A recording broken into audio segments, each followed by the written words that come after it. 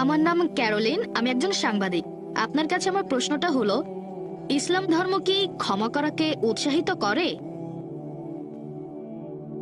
হ্যাঁ অথবা না, ইসলাম কি ক্ষমা করাকে উৎসাহিত করে? বোন, আপনি প্রশ্ন করলেন যে ইসলাম ক্ষমা করাকে উৎসাহিত করে কিনা। অবশ্যই করে। আর পবিত্র কোরআনে প্রত্যেক সূরা আরম্ভ হওয়ার আগে একটা কথা আছে, বিসমিল্লাহির রহমানির রহিম, দয়াময় পরম দয়ালু আল্লাহর নামে শুরু করছি। কিন্তু তাহলে হ্যাঁ বোন, আপনার দ্বিতীয় প্রশ্ন। হ্যাঁ, আমার দ্বিতীয় প্রশ্ন হলো, হ্যাঁ, কোনো সমস্যা নেই। ইসলাম কেন সম্মানের হত্যাকে অনুমতি দেয়? সম্মানের হত্যা? হ্যাঁ। এটাতে আপনি কি বোঝাচ্ছেন? মানে কারো ভাইয়ের হত্যার বদলা নিতে হবে, আর সেটা হবে আল্লাহর নামে। প্রশ্নটা আজকের বিষয়ের বাইরে, তবে এটা জানা আমার জন্য বোন, জরুরি। আপনি প্রশ্ন করলেন সম্মানের হত্যা মানে কেউ হয়তো একজন মানুষকে হত্যা করলো প্রতিশোধ নেওয়ার জন্য, হ্যাঁ এটার কথাই বলছেন? হ্যাঁ, আমি বেশ কিছু বই পড়েছি আর অনেক জায়গায় দেখেছি মানুষজন বলছে তাদের অনুমতি আছে অন্য কোনো মানুষকে হত্যা করার, কারণ তাদের ভাইকে আরেকজন মানুষ হত্যা করেছে। বোন, খুব সুন্দর প্রশ্ন করেছেন যে ইসলাম যদি ক্ষমা করাকে উৎসাহিত করে তাহলে সম্মানের হত্যার অনুমতি রয়েছে কেন। হ্যাঁ, আপনি খুব এটাই। সুন্দর প্রশ্ন করেছেন। বোন, যদি ভালো করে দেখেন, পবিত্র কোরআনে বলা হয়েছে সূরা বাকারা অধ্যায় 2 আয়াত নম্বর 178, হাত শাস্তি এখানে মৃত্যুদণ্ড, আর সেটা হবে কিসাসের ভিত্তিতে।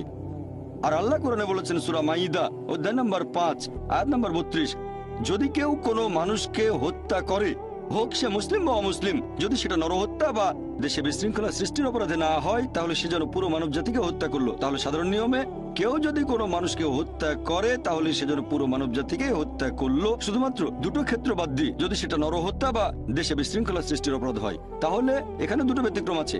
যেখানে ইসলাম অনুমতি দিয়েছে যে একজন মানুষকে হত্যা করা যাবে, এখানে 1 নম্বর, যদি সেই লোক কোনো মানুষকে হত্যা করে, এটা আপনার প্রশ্নের ভেতরে পড়বে সম্মানের হত্যা।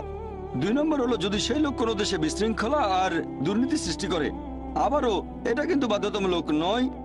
যদি কেউ আরেকজনকে হত্যা করে, এটা বাধ্যতামূলক নয় যে তাকে হত্যা করতে হবে। ইসলাম বলছে যে সেই নিহত লোকের আত্মীয় স্বজনেরা যদি রক্তমূল্য নিয়ে হত্যাকারীকে ক্ষমা করে দেয় তাহলে হত্যাকারী কোনো শাস্তি পাবে না। তবে সাধারণ পরিস্থিতিতে যেটা হয়, ধরেন কেউ আরেকজনকে হত্যা করেছে আর আমি চাচ্ছি তার মৃত্যুদণ্ড হোক, কারণ হত্যার অপরাধ, এটা শাস্তি হলো মৃত্যুদণ্ড। আমি আগেও বলেছি যে আগের ধর্মগুলোতে যেমন বাইবেল চোখের বদলে চোখ, দাঁতের বদলে দাঁত, এভাবে চলে এসেছে। এখানে আমরা বুঝতে পারছি যে ধরেন আমি একজন মানুষকে চিনি যে অন্য মানুষকে হত্যা করে, নিরীহ মানুষকে হত্যা করে, তাকে হত্যা না করলে সে তো মানুষদের হত্যা করতে থাকবে। তাহলে এই আইনটা শুধু ইসলাম ধর্মেই নয়, পৃথিবীর বেশিরভাগ দেশে এই আইন আছে। যদি কাউকে হত্যা করা হয়, যদি কেউ কোনো মানুষকে হত্যা করে, দেখবেন অনেক দেশেই হত্যাকারীর মৃত্যুদণ্ড অথবা যাবজ্জীবন কারাদণ্ড হয়। ইসলামে একই। যদি সে কাউকে হত্যা করে, প্রয়োজন হলে তাকে হত্যা করা হবে। তবে নিহতের আত্মীয় স্বজনেরা হত্যাকারীকে ক্ষমাও করে দিতে পারে যদি তারা চায়। তারা চাইলে হত্যাকারীকে ক্ষমা করতে পারে, কিন্তু তারা যদি চায় হত্যাকারীকে মৃত্যুদণ্ড দিতে হবে তাহলে মৃত্যুদণ্ড দেওয়া হবে। আর দ্বিতীয় যে কারণে মৃত্যুদণ্ড দেওয়া হয়, যদি সে দেশে দুর্নীতি সৃষ্টি করে। যেমন ধরেন একজন লোক কাউকে ধর্ষণ করলো, ধর্ষণ করা এটা আসলে দেশের মধ্যে দুর্নীতি সৃষ্টি করা। এরকম হলে সেই লোককে মৃত্যুদণ্ড দেওয়া উচিত, কারণ এটা একটা খুবই জঘন্য অপরাধ, এটা খুবই বড় অপরাধ। তাই এখানে মৃত্যুদণ্ড ছাড়া আর কোনো শাস্তি নেই। আমি অনেক অমুসলিমকে এটা জিজ্ঞেস করেছি, আল্লাহ না করুন ধরেন কেউ আপনার মাকে ধর্ষণ করলো আর আপনি সেখানে বিচারক, সেই ধর্ষককে আপনার সামনে আনা হলে আপনি তাকে কি শাস্তি দেবেন? তখন সেই অমুসলিমদের সবাই বলেছে যে আমি তাকে মৃত্যুদণ্ড দেব। অনেকে এরকম বলেছে আমি তাকে যন্ত্রণা দিয়ে হত্যা করব। তাহলে দ্বিমুখী নীতি কেন? আমেরিকাকে এখনকার দিনের সবচেয়ে উন্নত দেশ বলা হয়ে থাকে। FBI এর পরিসংখ্যান অনুযায়ী 1990 সালে প্রতিদিন 1756টা ধর্ষণের ঘটনা ঘটেছে। 1996 সালের পরিসংখ্যান অনুযায়ী US ডিপার্টমেন্ট অফ জাস্টিসের প্রতিদিন 2713টা ধর্ষণের ঘটনা ঘটেছে। 1990 সালে 1756টা, 1996 সালে 2713। হয়তো আমেরিকাতে সাহস বেড়ে গেছে। তার মানে প্রতি 32 সেকেন্ডে আমেরিকাতে একটা ধর্ষণের ঘটনা ঘটছে। আমরা এই অডিটোরিয়ামে আছি প্রায় 3 ঘন্টার মতো। এই সময়ের মধ্যে আমেরিকাতে 300টা ধর্ষণের ঘটনা ঘটে গেছে। ইসলাম ধর্মে হিজাবের বিধান আছে, আমার লেকচার আগেও বলেছি। একজন পুরুষ কোনো মহিলার দিকে তাহলে দৃষ্টি নিচু করবে, মহিলারা ইসলামিক হিজাব পরবে, এ ব্যাপারে আগেও বলেছি। এরপরেও কোনো পুরুষ ধর্ষণ করলে তাকে মৃত্যুদণ্ড দেওয়া হবে। অন্যদিকে আমেরিকান আইন বলছে 7 বছরের সশ্রম কারাদণ্ড। তবে বেশিরভাগ সময় তারা এমনিতেই ছেড়ে দেয়। অমুসলিমদেরকেও যদি জিজ্ঞেস করেন ধর্ষণের শাস্তি কি হবে, সবাই বলেছে শাস্তি হবে মৃত্যুদণ্ড। একবার এক আমেরিকানকে পেয়েছিলাম খুবই স্মার্ট। সেই আমেরিকান বলেছিল, ভাই জাকির, প্রথমে আমি তাকে 5 বছরের সশ্রম কারাদণ্ড দেব। আমি বললাম, আপনি কি জানেন আমেরিকার পরিসংখ্যান অনুযায়ী যেসব লোক ধর্ষণের মতো অপরাধ করে, কারাদণ্ড ভোগের পর যখন তারা আবার ছাড়া পায় 95%-এর বেশি লোক আবার ধর্ষণ করে। যদি চান আপনার মা মেয়ে ধর্ষিতা হোক, সেটা আপনার ব্যাপার, আমরা সেটা চাই না। সে তখন বলল, এরকম হলে প্রথমবারে মৃত্যুদণ্ড দেব। এই ধরনের ক্ষেত্রে দেশের ভেতরে দুর্নীতি সৃষ্টি, যেমন ধর্ষণ ইত্যাদি, ইসলাম অনুমতি দিয়েছে। এরকম ক্ষেত্রে মৃত্যুদণ্ড দেওয়া যাবে। আশা করি উত্তরটা পেয়েছেন।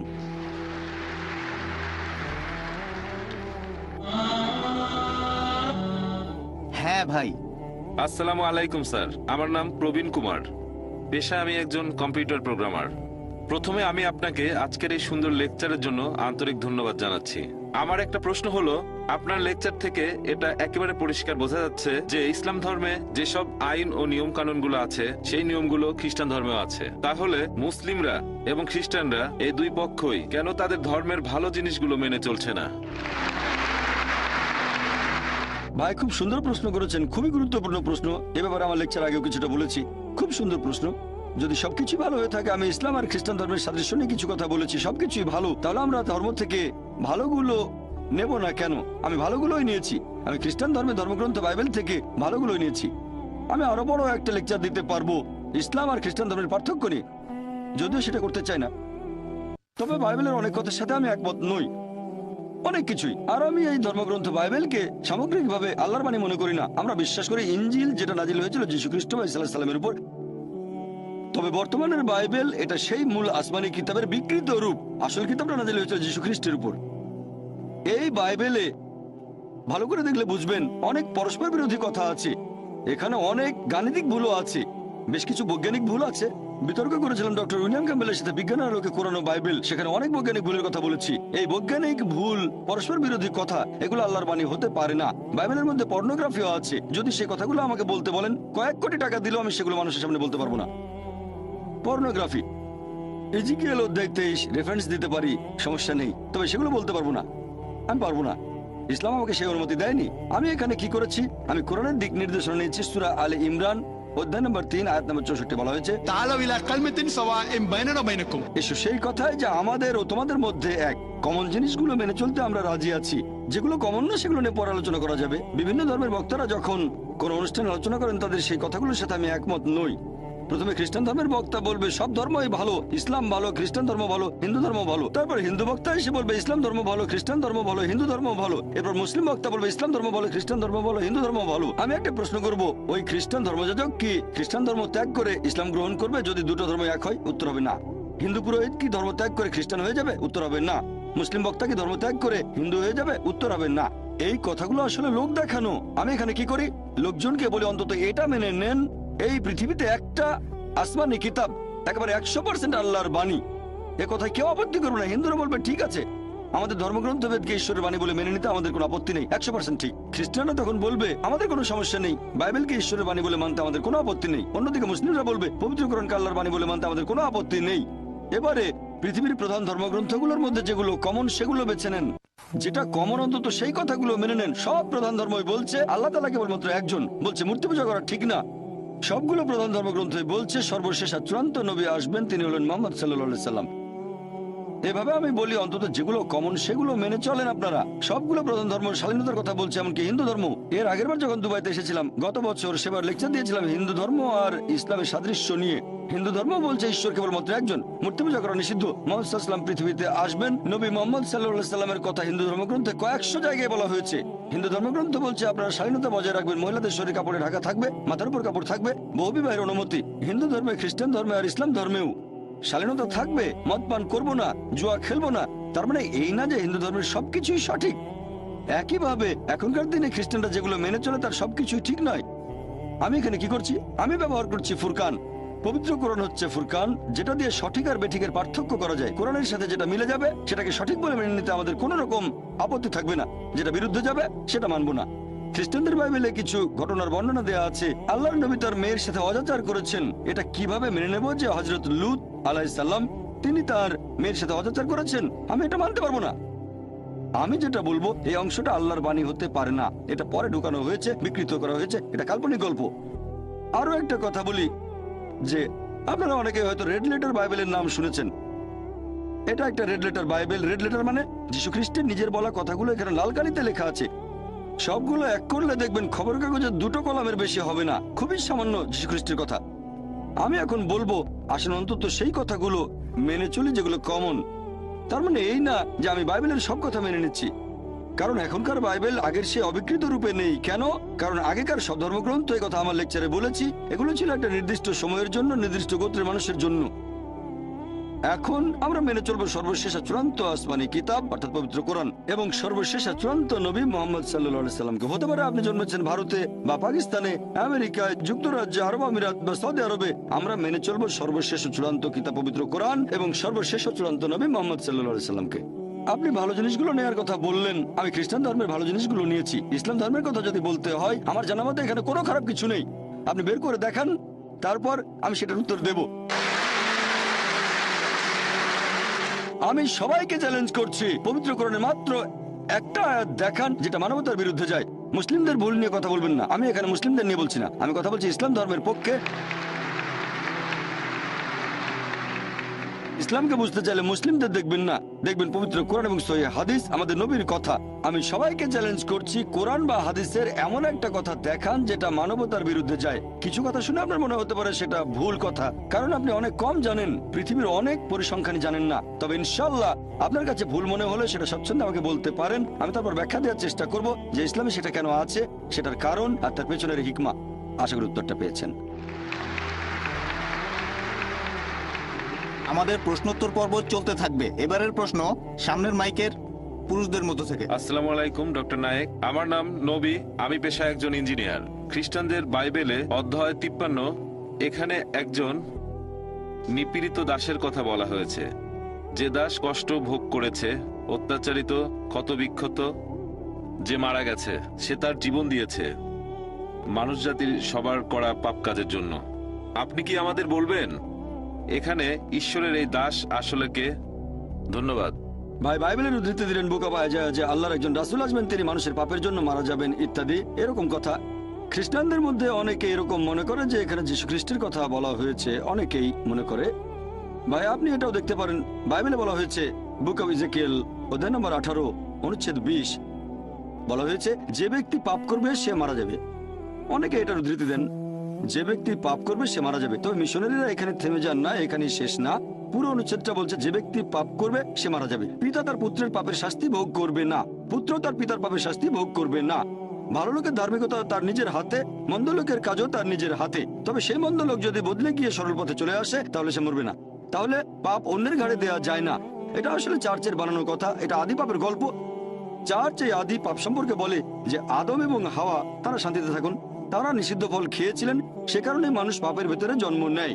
এই কারণে নাকি আল্লাহ পাঠিয়েছেন তার প্রিয় পুত্রকে, জাতপুত্র যীশু খ্রিস্ট আলাইহিস সালামকে। তারপর গসপেল অফ জন অধ্যায় 3 অনুচ্ছেদ 16, ঈশ্বর পৃথিবীকে এত ভালোবাসেন যে তিনি তার একমাত্র জাতপুত্রকে দিলেন, যে তাকে বিশ্বাস করবে সে বিনষ্ট হবে না বরং অনন্ত জীবন পাবে। আমি সংক্ষেপে বলার চেষ্টা করছি, খ্রিস্টানরা এটা বিশ্বাস করে। এবার আমি আদি পাপের বিষয়টা নিয়ে বলছি। এই আদি পাপের কথা বাইবেলের কোথাও খুঁজে পাবেন না আপনারা, এটা প্রচার করছে খ্রিস্টান চার্চ। বুক অফ ইজেকিয়েল অধ্যায় 18 অনুচ্ছেদ 20 বলছে যে ব্যক্তি পাপ করবে সে মারা যাবে। পিতা তার পুত্রের পাপের শাস্তি ভোগ করবে না, পুত্রও তার পিতার পাপের শাস্তি ভোগ করবে না। মন্দ লোকের মন্দ কাজ তার সাথে, ভালো লোকের ধার্মিকতা তার নিজের হাতে। তবে সেই মন্দ লোক যদি বদলে গিয়ে সরল পথে চলে আসে সে তাহলে মরবে না। তাহলে এটার ভিত্তিতে ইজেকিয়েল অধ্যায় 18 অনুচ্ছেদ 20 এটা আদি পাপের যুক্তিকে খণ্ডন করে, যেটা প্রচার করে থাকে চার্চ। পবিত্র কোরআনে বলছে একজন মানুষ অন্য আরেকজনের পাপের শাস্তি ভোগ করবে না, অন্য কেউ শাস্তি পাবে না। পাপের দায়ভার হস্তান্তর করা যায় না। হাওয়া আদমকে নিষিদ্ধ ফল খেতে প্ররোচিত করেছিলেন, আদম নিষিদ্ধ ফল খেলেন, তারা দুজনে শান্তিতে থাকুন। আদম আলাইহিস সালামকে আমাকে জিজ্ঞেস করেছিলেন সেই ফল খাবার আগে, জিজ্ঞেস করেছিলেন না? তাহলে আমি দায়ী হব কেন? আমাকে জিজ্ঞেস করলে যদি সম্মতি দিতাম তাহলে আমাকে পাকড়াও করতে পারতেন। এখন আদম আলাইহিস সালাম নিষিদ্ধ ফল খাওয়ার আগে আমাকে জিজ্ঞেস করেননি, তাহলে আমাকে দায়ী করা হবে কেন? আল্লাহ এরকম অবিচার করবেন কিভাবে? আল্লাহ পবিত্র কোরআনে বলেছেন সূরা নিসা অধ্যায় 4 আয়াত নম্বর 40, আল্লাহ সুবহানাহু ওয়া তাআলা তার বান্দার উপর অনুপরিমাণে জুলুম করেন না, পাপ অন্যের উপর দেওয়া যায় না। এখন আপনি হয়তো বলবেন এখানে যীশু খ্রিস্টের কথা বলা হয়েছে, এটা পুরোপুরি ভুল। আর যীশু খ্রিস্টের সম্পর্কে খ্রিস্টানদের চার্চ এরকম প্রচার করে যে ঈশ্বর পৃথিবীকে এত ভালোবাসেন যে তার একমাত্র জাতপুত্রকে দিলেন। আপনারা যদি বাইবেল ভালো করে পড়েন তাহলে বাইবেলে ঈশ্বরের অনেক পুত্রের কথাই আছে। বলা হয়েছে ইব্রাহিম ছিলেন ঈশ্বরের পুত্র, ইফরাম ছিলেন ঈশ্বরের পুত্র, আইজায়া ঈশ্বরের পুত্র। যেসব মানুষ ঈশ্বরের বাণী প্রচার করতে এসেছেন তারা হলেন ঈশ্বরের পুত্র। বাইবেলে ঈশ্বরের অনেক পুত্র আছে, তবে খ্রিস্টানরা বলে যে না না, যীশু খ্রিস্ট একেবারে সাধারণ কোনো পুত্র নন, তিনি হলেন জাতপুত্র।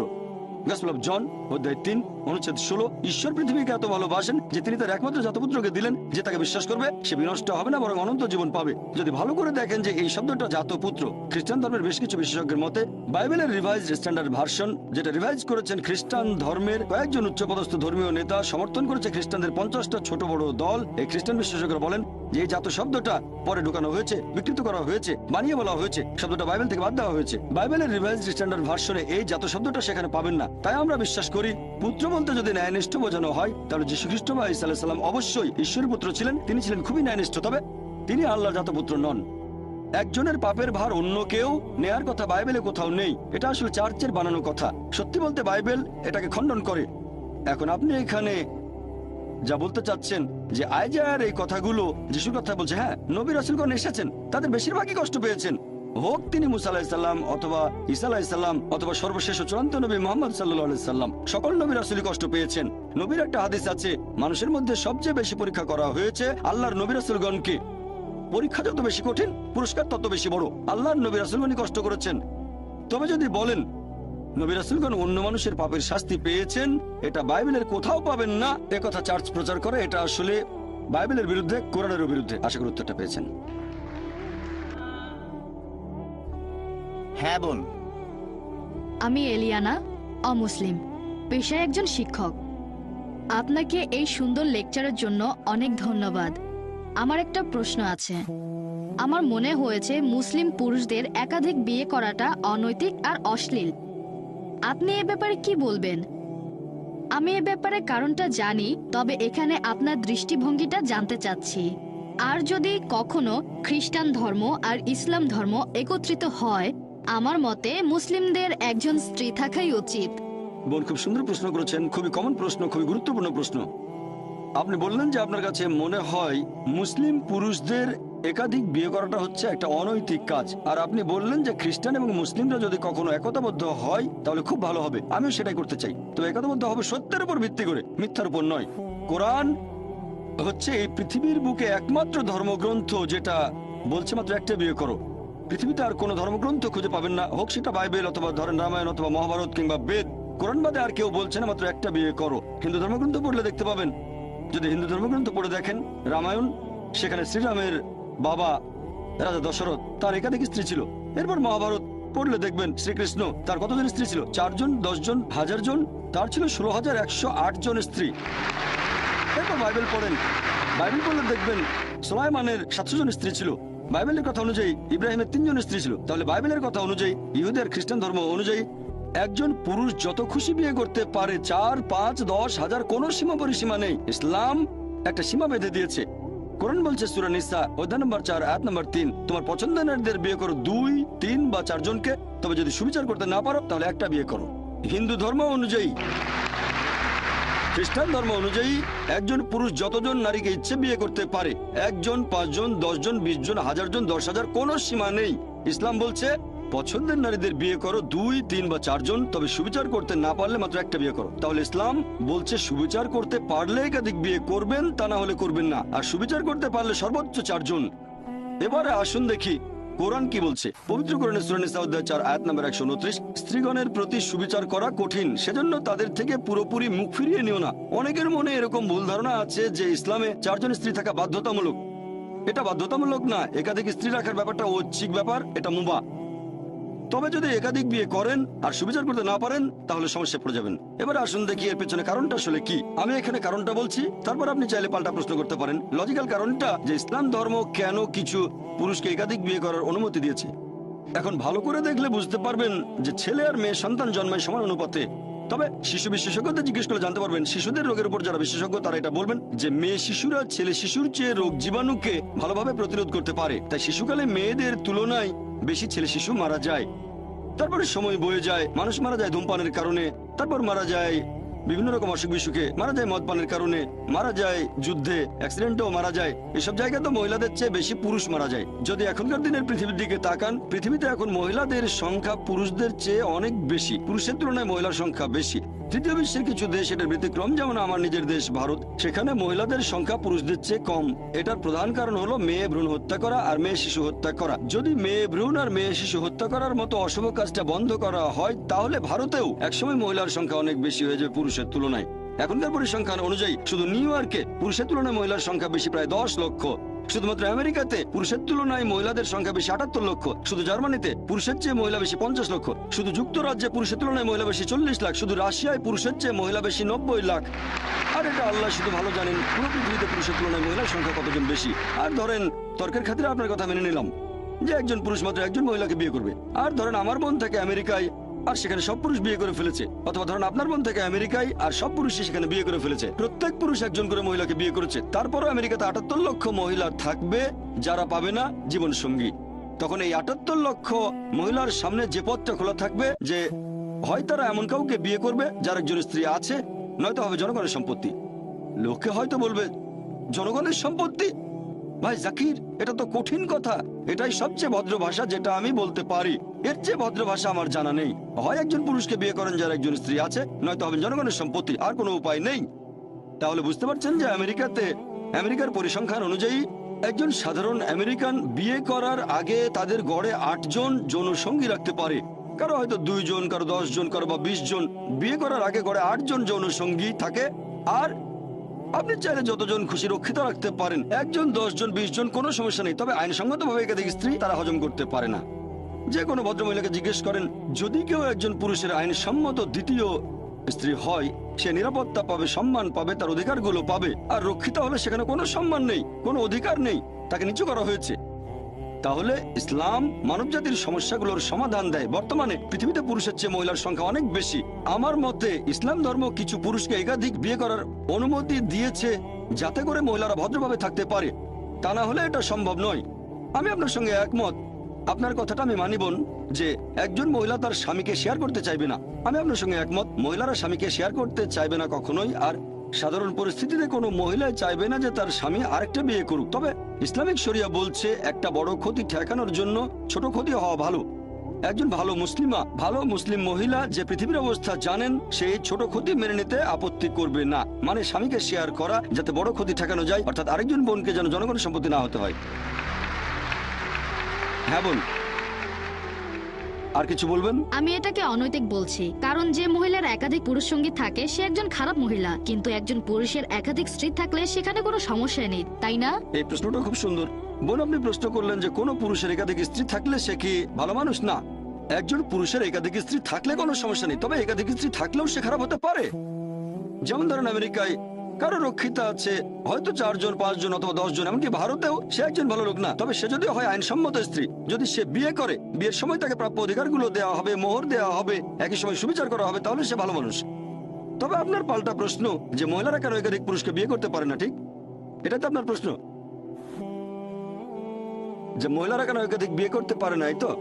আসলে আমি বলতে চাচ্ছি, যদি মহিলাদের সংখ্যা কমে যায় আর পুরুষের সংখ্যা বেড়ে যায়, তাহলে একজন মহিলার 2-3 জন স্বামী থাকতে পারে। সুন্দর প্রশ্ন করেছেন যে যদি এরকম হয়, তবে আল্লাহ সুবহানাহু ওয়া তাআলা আমাদের সৃষ্টিকর্তা, তিনি অনেক ভালো জানেন আমাদের চেয়ে, তিনি আমাদের স্রষ্টা। এখানে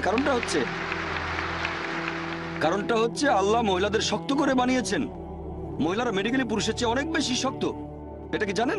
আমি একজন মেডিকেল ডাক্তার। মেডিকেলি মহিলারা পুরুষের চেয়ে অনেক বেশি দিন বাঁচে। আমরা ভাবি পুরুষের শক্তি বেশি, শরীরের জোরটা একটু বেশি, তবে মেডিকেলি মহিলাদের শক্তি বেশি। মহিলারা অনেক দিন বেশি বাঁচে। মহিলাদের গড়ায়ু পুরুষের আয়ুর চেয়ে কয়েক বছর বেশি। শিশুকালে মেয়েরা তুলনায় কম মারা যায়। এবার আপনার প্রশ্নটা নিয়ে বলি, যে ইসলাম পুরুষদের অনুমতি দিয়েছে তারা একাধিক বিয়ে করতে পারে, কিন্তু এখানে মহিলাদের একাধিক বিয়ের অনুমতি দেওয়া হয়নি কেন? কারণটা হচ্ছে একজন পুরুষের যদি একাধিক স্ত্রী থাকে, যদি সন্তান জন্ম নেয়, আপনি সহজেই বুঝতে পারবেন সেই সন্তানের বাবাকে আর মাকে। তবে একজন মহিলার যদি একাধিক স্বামী থাকে, যদি সন্তান জন্ম নেয়, তাহলে মাকে খুঁজে পাবেন, বাবাকে বের করতে পারবেন না।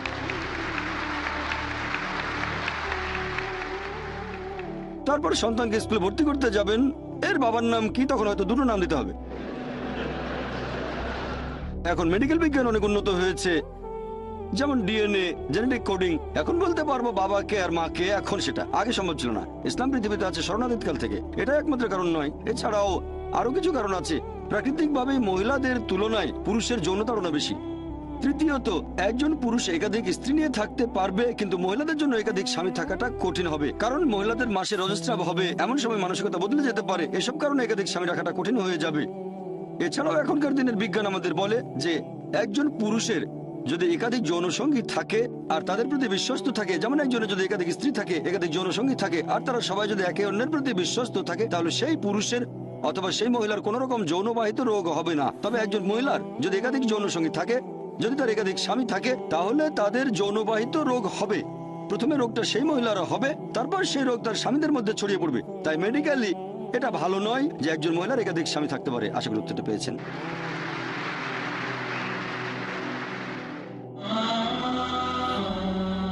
আর কোনো প্রশ্ন? Good evening doctor Zakir.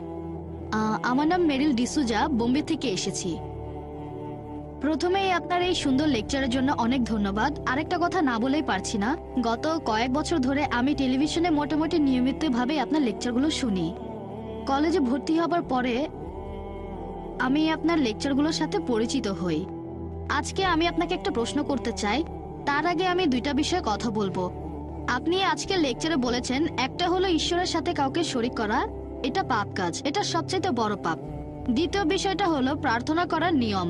আপনি তখন বলেছিলেন যে মুসলিমরা প্রার্থনার সময় কপাল মাটিতে ঠেকায় আর আপনারা শরীরকে বিনীত করেন। আমি বোম্বে শহরেই বড় হয়েছি, এখানে দেখেছি, আর আমি নিজেও ব্যাপারটা সম্পর্কে পরিষ্কার হতে চাই। সেটা হলো দরগা বা মাজারের বিষয়টা, মুসলিমরা সেখানে যায়, এই ব্যাপারে আপনি কি বলবেন?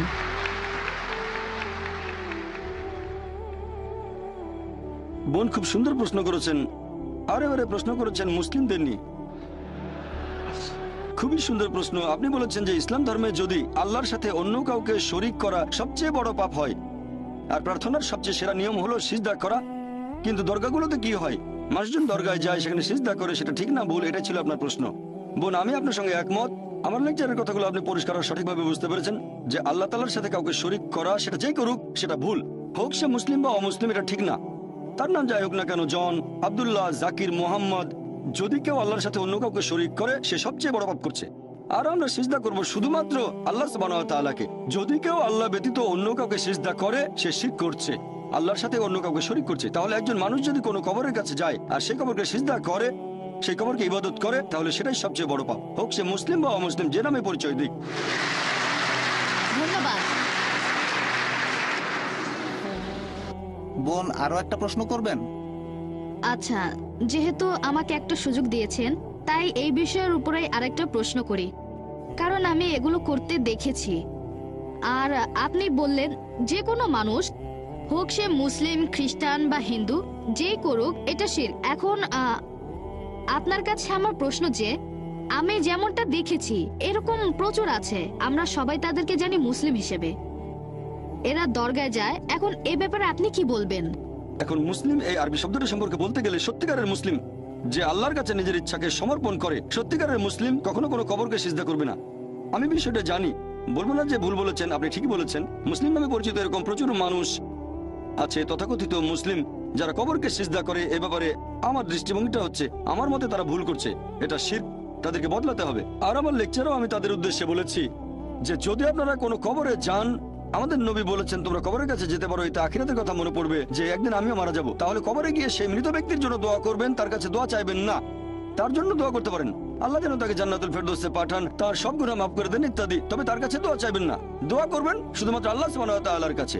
ইয়াকা নাবুদু ওয়া ইয়াকা নাস্তাইন, আমরা শুধু তোমার ইবাদত করি, তোমার সাহায্য চাই। আমার বিভিন্ন লেকচারে আমি সব মুসলিমদের উদ্দেশ্যে বলেছি যে এটা করা ঠিক না। একটা লেকচারে আমি বলেছিলাম যে আপনারা কোনো কবরকে ইবাদত বা সিজদা করবেন না, এটা ঠিক না, সবচেয়ে বড় পাপ। আর আলহামদুলিল্লাহ সুম্মা আলহামদুলিল্লাহ, আপনি বোম্বে থেকে এসেছেন, আমিও বোম্বেতে থাকি, এরকম হাজার হাজার তরুণ মাশাআল্লাহ আমার লেকচার শুনে কবরকে ইবাদত করা বাদ দিয়েছে, আলহামদুলিল্লাহ। আশা করি উত্তরটা পেয়েছেন। আমার নাম লি, আমি একজন ছাত্র। আপনি আপনার লেকচারে বললেন যে যীশু খ্রিস্ট মুসলিম ছিলেন কারণ তিনি ঈশ্বরের কাছে আত্মসমর্পণ করেছেন। আমরা জানি যে যীশু খ্রিস্ট মদ পান করেছিলেন, 5 ওয়াক্ত নামাজ পড়েননি, তিনি শুধুমাত্র আল্লাহর কাছে আত্মসমর্পণ করেছিলেন। তাহলে সেই একই যুক্তি দিয়ে আমি বলতে পারি আহলে কিতাবীদের যে কেউ, খ্রিস্টান বা ইহুদি, এরা আসলে মুসলিম, কারণ তারাও আল্লাহর কাছে নিজের ইচ্ছাকে সমর্পণ করেছে। ভাই আপনার প্রশ্নটা যদি আমি ঠিকমতো বুঝে থাকি, আপনি বললেন যে একজন মানুষ হোক সে খ্রিস্টান বা ইহুদি, আল্লাহর কাছে আত্মসমর্পণ করলে সে মুসলিম। হ্যাঁ, কারণ আপনি বলেছেন যিশু মুসলিম ছিলেন, একই ভাই যুক্তি। আমি আপনার সাথে একমত। যদি কেউ আল্লাহর কাছে আত্মসমর্পণ করে তাহলে আরবিতে তাকে বলা হবে মুসলিম। তবে তার আগে আপনাকে জানতে হবে আল্লাহ আমাদের কি নির্দেশ দিয়েছেন। যদি অন্য কিছু ভেবে থাকেন, যদি এমন ধর্মগ্রন্থ পড়েন যেটা আল্লাহর বাণী নয়, আর মনে করেন আমি আল্লাহর কাছে আত্মসমর্পণ করেছি, এমন ধর্মগ্রন্থ মেনে চলছেন যেটা আল্লাহর বাণী নয়, তাহলে আপনি সত্যিকারের মুসলিম নন। তাহলে প্রথমে আপনাকে দেখতে হবে আল্লাহ আমাদের কি নির্দেশ দিয়েছেন। আপনি যদি পৃথিবীর প্রধান প্রধান ধর্মগ্রন্থগুলো পড়ে তুলনা করেন, তাহলে আপনি দেখবেন সেই সাথে ব্যবহার করবেন যুক্তি আর বিজ্ঞান। একমাত্র যে ধর্মগ্রন্থটা পরীক্ষায় পাশ করবে এই সর্বশেষ আর চূড়ান্ত টেস্টামেন্ট। যদি ওল্ড টেস্টামেন্ট আর নিউ টেস্টামেন্ট বলে কিছু থেকে থাকে, তাহলে এটা লাস্ট টেস্টামেন্ট।